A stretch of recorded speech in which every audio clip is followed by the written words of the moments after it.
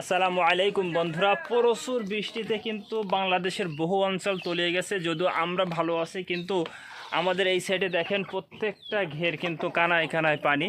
এবং আমাদের এই সাইডে যে ছাগল ঘরটা আছে, এই ছাগল ঘরটা একেবারে পুকুরের পাড়ে। হঠাৎ করেই কিন্তু দুপুর পর্যন্ত কিন্তু ভালো ছিল, দুপুরের পরেই কিন্তু হেলে গেছে। তার মানে পুকুরের যে পানি কিন্তু একেবারে ছাগল ঘরের গা পর্যন্ত চলে আসছে, যে কারণে একেবারে হেলে গেছে এবং যে কোনো মুহূর্তে পড়ে যেতে পারে। এই জন্য আমরা এখন এটা একটু ব্যবস্থা করব, টেনে টুনে সোজা করে কিভাবে রাখা যায় সেটা চেষ্টা করবো ইনশাল্লাহ। তো আলহামদুলিল্লাহ, আমাদের বাড়ির বেশিরভাগ কাজই কিন্তু আমার আব্বু আর আমি করে থাকি। আর কোনো সমস্যা হইলেও সেটা সমাধান করার জন্য আমরা দুজনে কাজ করি। পাশাপাশি আমার আম্মু এবং বাড়িতে আরো যারা সদস্য আছে তারাও সহযোগিতা করে আমাদের। তো এইখানে যে সমস্যাটা হঠাৎ দেখা দিয়েছে, এই মুহূর্তে তো ঘর খুব সুন্দর করে ঠিক করা সম্ভব না। এখন কিন্তু আসরের আরো প্রায় আধা ঘন্টা 1 ঘন্টা পরে, কিছুক্ষণ পরে হয়তো মাগরিবের আজান দিবে। তো এই সময় কিন্তু পুরো ঘরটা ঠিক করা সম্ভব না। উপস্থিত আমরা যে কাজটা করলাম সেটা হচ্ছে, আমাদের বাড়িতে যে দড়িগুলো ছিল, যেটা বলা হয় রশি, এগুলো নেট দিয়ে পাকানো।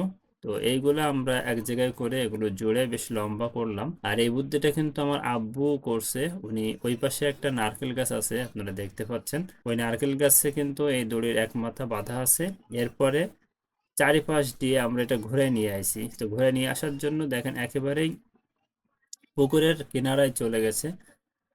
তো এবছর পুকুরের পাড়টা বাঁধার প্রয়োজন ছিল, কিন্তু সেটাও আমাদের ধান কাটার মৌসুম ছিল, যে কারণে আমরা এটা বাঁধতে পারিনি।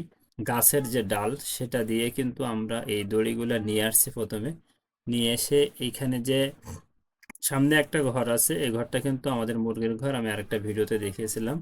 পাশে একটা কদবেল গাছ আছে, কদবেল গাছটাও আপনাদেরকে আমি দেখিয়েছিলাম। তো এই কদবেল গাছে কিন্তু আমরা বেঁধে দিচ্ছি আল্লাহর রহমতে। এবং আপাতত আশা করা যায় যে আজকে রাত্রে আর কিছু হবে না, বাকি কাজটা আমরা আগামীকাল করবো ইনশাল্লাহ।